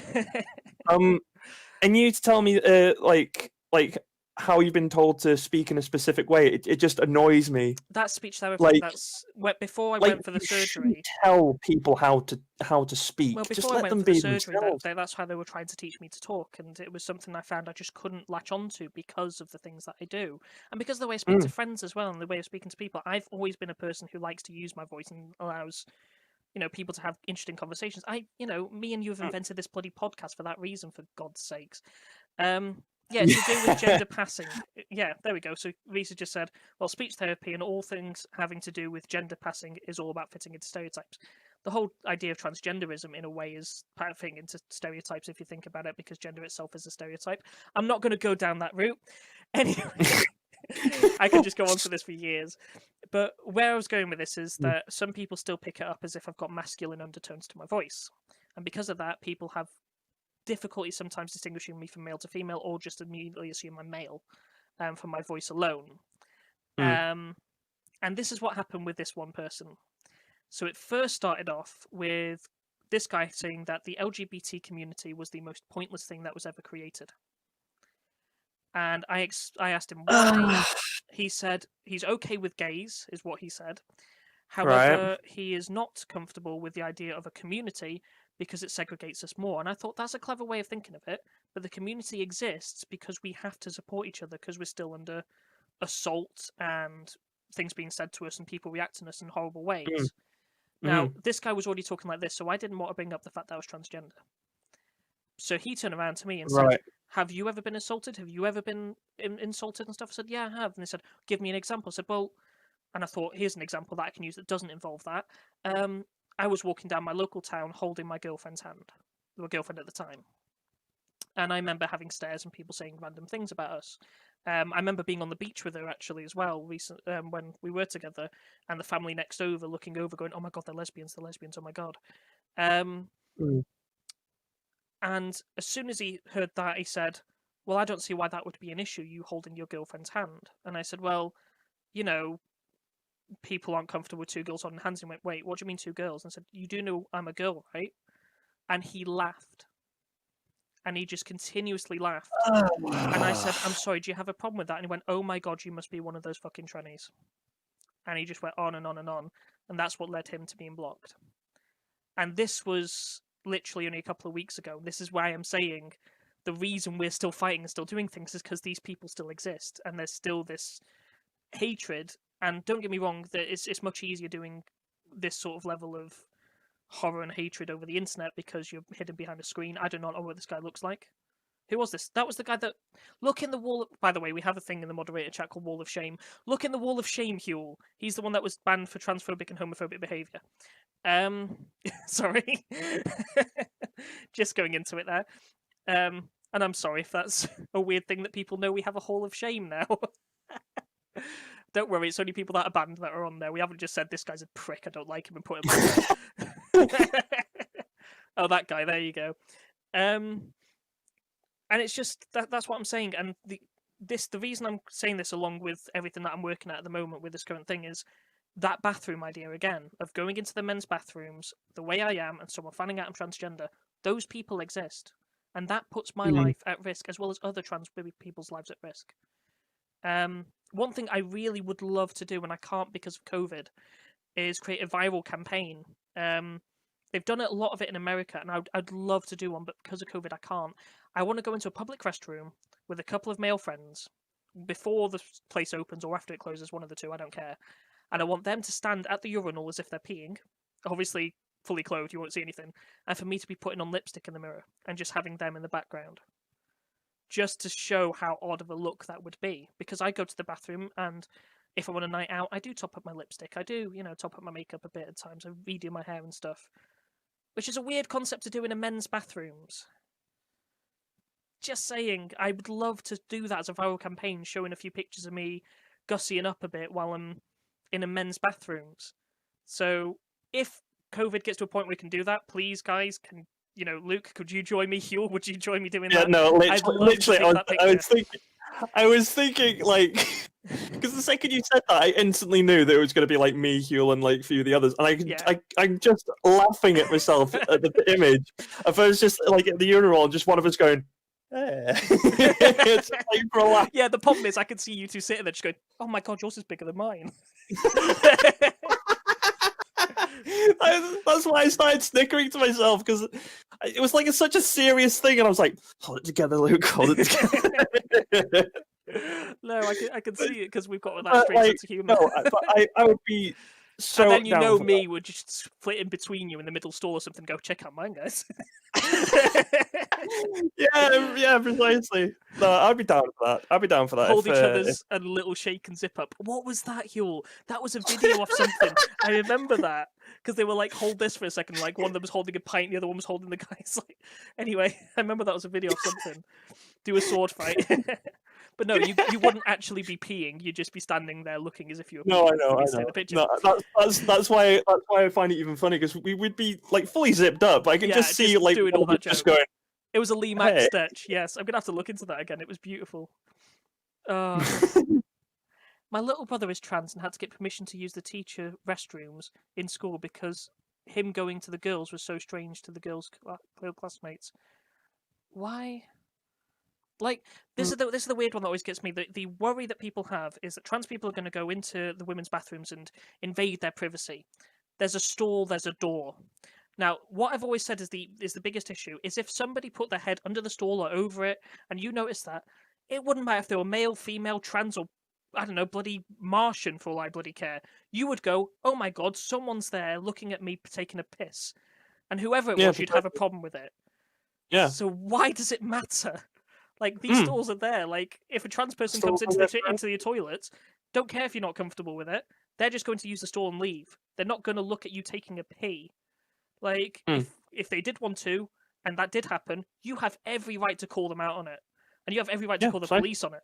Like, but that would go for the same as if it was just a cisgendered woman who was completely straight and, everything, but just for some reason liked looking at girls pee. Like, you would have an issue with it. This is why it's such a confusing concept to me as to why this is an issue of us going in a bathroom. And it's the same with your brother. If your brother wants to go into the girls' class, I mean, is it your brother, your sister? If that's, do you know what? It's up to you. You call your brother. I'm going to call him your brother if that's okay. Wanting to use the teachers' restrooms in school because him going into the girls was so strange to the girl classmates. In high school, the girls hang out in there, so my poor bro would have to walk in and everybody would be like, just because, I don't want to be ignorant, but just because you called him your brother, he's your bro now, so he should be using the men's bathrooms, I would have thought. Which isn't a problem in my opinion. I mean, it's the same sort of rule. I know there's a bit more on display as such in the men's bathrooms. But again, if somebody came over your shoulder while you were peeing and had a look at your penis, or even if they were standing next to you taking a wise looking at your penis, you'd probably go, "You're right, mate. Hello. I'm not comfortable with this." So yeah, why can't you go and use the men's bathrooms? I don't understand. Nice cock. That's what you would say, Huel, just nice cock. Hey, nice cock. Hey, nice cock. Hey, well, thank you. Your high school board was trying to make him use the girls. Why? If that's the case, then yeah, he should be using the teachers' bathrooms or a special bathroom, I suppose, because that is much better for him than using the girls, because it's going to just humiliate him more and make him feel more out of place. But then that still makes him feel out of place because he has to use a special bathroom. Oh, God. Just use the men's. If he isn't going in there to spy on Dick, then who cares? I've never gone into the bathroom needing to urgently need to pee and think, oh, just a minute, I'm just going to be pornographic. Yeah. That thought's never occurred to my mind. I like women. I've dated women. So, but I've still never gone into a women's bathroom and gone, oh, maybe I'll see a vagina. I don't get it. It's true, though, isn't it? No, it's true. It's such a stupid thing. And the fact that the UK government want to change the law so that's the case with me, I just don't get it. I really don't. It's so stupid. Because they're oblivious. That's it. They're just. I think with the last 10 minutes, I wouldn't say ignorance is bliss at this point. They're just plain ignorant about it. That's yeah, bottom line. They're just I ignorant. don't know. Like, ignorance is bliss, because if they just think of you as just a normal human being walking in and being ignorant of the fact that you are transgender, then just that would be better, I suppose. I'm talking about the fact that they're ignorant towards the fact that like transgender people are. There's still some transgender people that are struggling with like day-to-days. I want to say this out as well. Going into the opposite gender bathroom is so difficult when you do it for the first time or the first few times. That was such a weird hurdle for me to pass. And I remember just literally just holding it in. That's all I could do for a long time because I just didn't know where I was supposed to go. You, as a trans person, you're not doing it because you feel excited to go into the women's bathrooms or anything like that. You're doing it because that's where you belong and that's where you feel safe and you feel comfortable, because going into the men's bathrooms outs you and it causes more issues. And by the way, I've had zero issues in the men. I've had one issue in the women's bathrooms. I lie, I've had one. And that was just someone hearing my old voice as I was talking to someone outside of the store. And they said, "Oh, it's a man, shouldn't be in here." And then they saw me and they went, "Oh, I'm so sorry." That was it. So it's not really even an issue. So it's just so ridiculous. But while I'm on the topic and I've got 10 minutes, I just want to quickly explain the Gender Reform Act and why the new law is cancelling it and why that's an issue. So in the UK, we can have I had it near me before. Yes, I do. I need to try and cover up some details though. I have my passport, and on my passport, I need to cover most of it. We can just about see there, hopefully, that I have an F on my passport, which shows that I am gender female. And anybody who goes through any sort of gender cis ally should offer to. Sorry, I'm quickly looking at that. What am I saying? Every trans person who goes through any sort of level of transitioning can get official documents like this changed to female or male, depending on what they're doing. Unfortunately, there is no third option at the moment. That's something that we need to sort out some other day, because there are people who don't feel they connect with either male or female. But I feel that's a whole conversation for another day as well. Yeah. However, by law, and this is before this new law comes into place, this new law just breaks things even more. I would, if I died today, I would be buried as a man. If I were to get married, I'd be married as a man and wife, if I was marrying a woman. And if I went to prison, I'd go to a men's prison, because I don't have something called a gender recognition certificate. The reason I don't have it is because it doesn't affect me until those sort of eventualities actually happen, but it does mean by law, even though I can put female on a passport, female on my tax return, female on any important thing. Look, I've got my P60 here from last year that says female on it. All those documents will say female on them. By law, I'm still classed as male, because of the stupid Gender Recognition Act that has been put in place years ago that needed reforming, the Gender Reform Act. The reason I don't have one, like I said, is because it doesn't come into effect for most things you do. It also costs about £400 to get one. And that's the £200 fee for the document itself, and the extra cost that you have to do to see a solicitor to get it signed, and all the doctor's notes and everything that has to go with it. And the fact that even after all that, it can be passed to a board that can reject it, and you'd have to spend another £400 to do it again. So dumb. This is it. But that's so dumb. Your important documents can still say female in them. So for years, trans people have been saying that the Gender Recognition Act is stupid. It doesn't make any sense, because it only applies to really rare scenarios, which really have no effect on the majority of your life, as long as you're a law-abiding citizen, obviously. Why can't we change it to be a simpler and easier and cheaper system? So they've been talking about years, and you might have seen this on the news every now and popped up now and then, to self-recognition. So where someone would go, I now class myself as female, I'm going to sign a piece of paper, send this off to somebody, and now that's going to show up as female. And there were going to be sort of rules and regulations as they are now, even with me changing my passport gender. For me to do this, I had to get a doctor's note, which said that he respects that I'm female and that I am going to carry on the process of becoming more female as such. He supports me. My doctor supported me for having my gender changed on a passport. A solicitor is a lawyer who works with. Sorry, Reese asked us if solicitor is a lawyer here. It's a lawyer that works with smaller claims and usually monetary things rather than actual laws and regulations of the country, like a lawyer would. So you wouldn't have a solicitor for a murder case, but you'd have a solicitor for getting charged for a parking fine that you want to dispute. Why not? Yeah. Basically. So they were going to say they want the Gender Reform Act to come into place, and the government agreed to it. This is very important. It was voted on, and it was agreed that the Gender Reform Act would come into place. And it was meant to come into place about 4 years ago, but it's been delayed and delayed and delayed and delayed. However, now Boris Johnson and Elizabeth Truss have decided in part of this new law where they're going to ban gay conversion therapy, brilliant, but also ban the fact that trans people can't have basic rights, and also they've also decided they are going to get rid of the Gender Reform Act. So we'd still have to pay this stupid amount of money that might not even guarantee us to have the certificate in the first place, and still, not have official documentation until we actually decide to go down that route. How did they come to? They've agreed on it. It was all voted in Parliament. Now they're trying to reverse that. How does that work? I know. I'm not going to try and understand it because it's literally our government, and like I don't understand. I know. This is why I don't do politics, because it just frustrates me and it confuses me, and it just doesn't make sense a majority of the time. Yeah. Oh, that's so dumb. It really is. That is so dumb. It's a dumb system that's in place. And like I said, it doesn't even make that much... Like, I've got my passport says female. I've gone to Paris with this passport. I've gone to another country with this passport, and they've not had an issue with that. Like, that is not a problem. There is no problem whatsoever. What did you miss, Cool Cat? You missed an hour and 55 minutes of the podcast.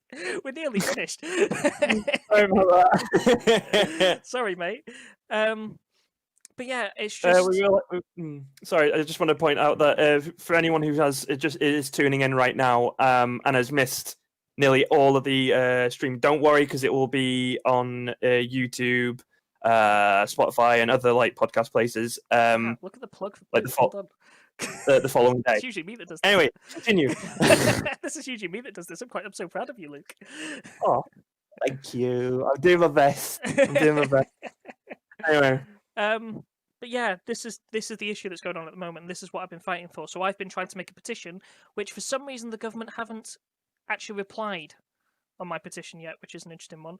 There's a lot of petitions out there already trying to stop this act from going forward.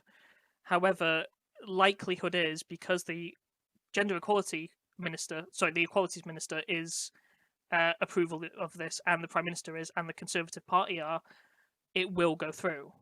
My petition was to try and allow trans people access to female-only spaces. So all they said with the law itself was that they would protect female-only spaces from men. So that's why I said make sure that it was trans-inclusive was part of my petition. But to this day, it's been about 2 months, and they haven't even replied on whether or not they agree to it, where it usually takes about 2 weeks. And I've emailed them, and they've said they're just running behind. And I'm just like, okay. That feels like an excuse. It feels like hitting a brick wall.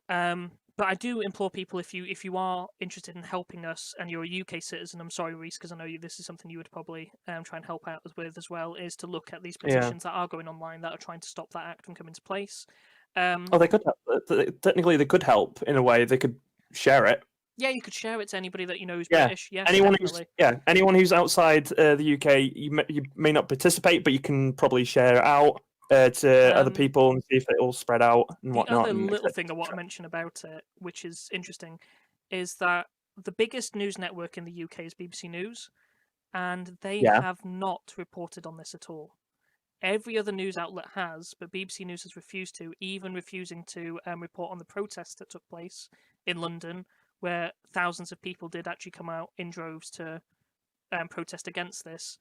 Every other news outlet did. It was actually on the front cover of many newspapers, but BBC News has refused to. My guess is that they're probably under the government's thumb.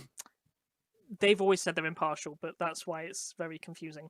They've always said, especially during political debates and stuff, that they would remain impartial. That's why I wanted to mention it, because it's an interesting one. All I can say about that is that they're probably under the government's thumb, and the government's probably like, don't newscast this at all. Don't do it. Essentially. No, don't do it. I'll see if No. I can quickly open up my Facebook because I've got links to piles of things there. I might drop into the chat as we finish. But yeah, I Also, just thought thanks that was interesting. Yeah. Thanks for sharing, Reese. If you do end up sharing, and thank you to anyone who does participate in this and help spread the word, because this could be, if this actually works, it could be very life changing for people like Evie and other people that we know who are transgender. I know there's a petition. Um, I don't know if this link is still active or not, so I'm just posting it blindly, but that is a link to a petition. Feel free to actually, I've only just put it into DLive. Let's put it onto everything. Oh no, the restream chat's not working, so let me do it individually to each one. Sorry. Yeah. But yeah, thank you all for listening. It's been interesting. I'm sorry it's been just the two of us. Hopefully you've enjoyed it with just us two. Two of us. That's the name of the episode done there. So Yeah. Yeah. But as always, like Luke said, this will be on Spotify. I usually, as soon as this podcast is over, work on getting that onto the podcast platform, so it shouldn't take too long. But we always say wait until the next day, because sometimes it does take a little longer than we want it to. It'll also be available on YouTube if you want to watch the podcast and see us mess up technologically at the start. Feel free. Yes, that was interesting. And thank you all for being okay with us with all our technical difficulties and my quiet voice and having to turn up your volumes. Yeah. Thank you for bearing with us, and thank you for just joining in when you can. We have got a guest for next week, but that doesn't stop you guys from coming for not next week, next episode. I always say it's like weekly; it's every 2 weeks. Yeah, 2 weeks, every 2 weeks. That doesn't stop you guys from actually being on the show if you want to. Just DM myself or Luke on the Outhouse server. Important, you cannot be on the show unless you're on the Outhouse server, because this is kind of tied into the Outhouse server properly. So you need to join the server if you haven't. All the descriptions in all the stuff for it's in the description.